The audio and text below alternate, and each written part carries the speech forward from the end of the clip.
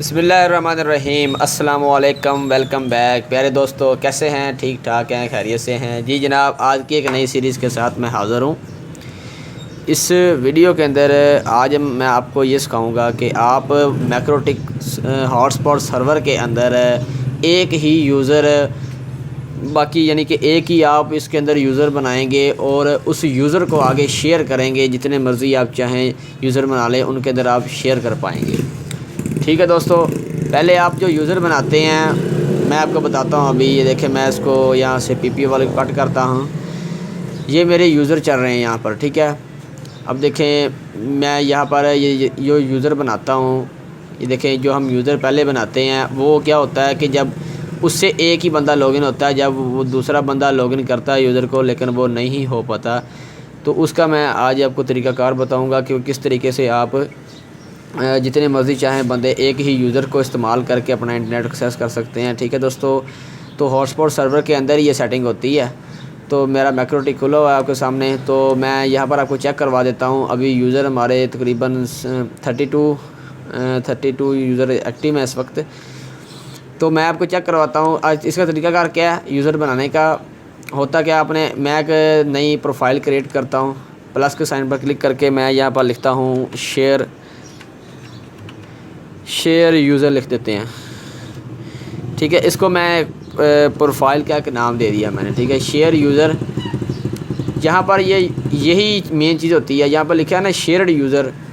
इसको आपने यहाँ से जितने आप चाहते हैं कि एक मैं यूज़र बनाऊँ और उस पर जितने बंदे कनेक्ट हों, कितने बंदे उसको चला सकें, आपने यहाँ पर उतने ही यहाँ पर यानी जितनी आपने तादाद लिखनी है वो लिख सकते हैं। जैसे कि 5 बंदे आपने लिखने, 5 लिख सकते हैं, 10 लिख सकते हैं, जितने आप 100 तक भी आप सेट कर सकते हैं। तो अगर आप चाहते हैं कि कोई बंदा यानी कि जो मैं एक यूज़र बनाऊँ उसको तमाम के तमाम यूज़र चला सकें, तो ऐसा करने के लिए आपको इस एरो पर क्लिक करना होगा। क्लिक करेंगे तो ये ब्लैंक हो जाएगा, ब्लैंक रहेगा।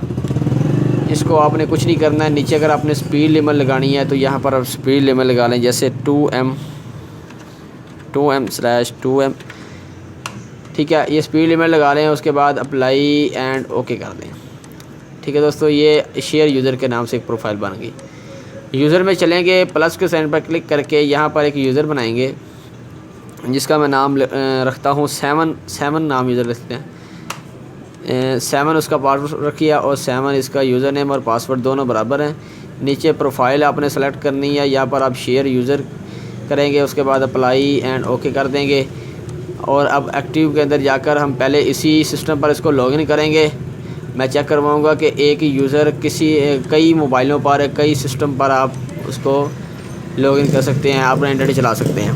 अब अपने सर्वर का लॉगिन पेज खोलते हैं।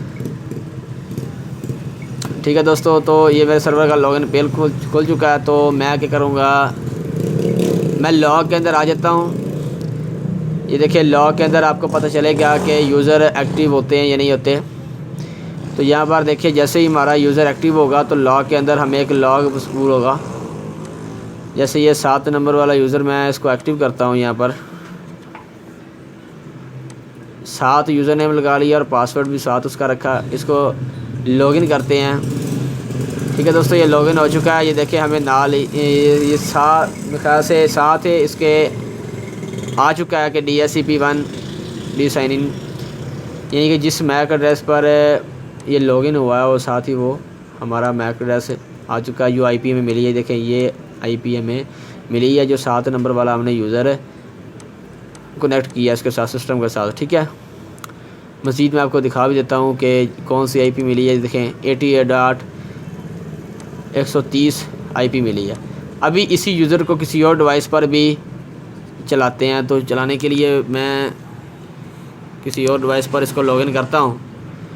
लॉग मैं खोल कर रखूँगा ताकि आपको पता चल जाएगा कि दूसरे सिस्टम पर भी ये लॉगिन हो चुका है। लॉग खोल कर यहाँ पर मैं dig.net सर्च करता हूँ